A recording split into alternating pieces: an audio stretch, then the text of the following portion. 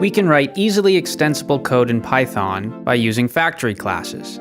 For example, here we have two guitars, a Stratocaster class and a Les Paul class.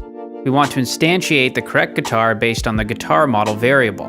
We could do this normally with a conditional statement. But what happens when we add more guitars? We'd have to write increasingly complicated conditionals anywhere this conditional appears in our code, making extensibility challenging. A better approach would be to use a factory class. Here, we define an AutoGuitar class, which implements the new magic method. This method takes the guitar model as an input and returns the appropriate guitar model instance. Now, we can easily get the correct guitar by calling AutoGuitar with the model we want.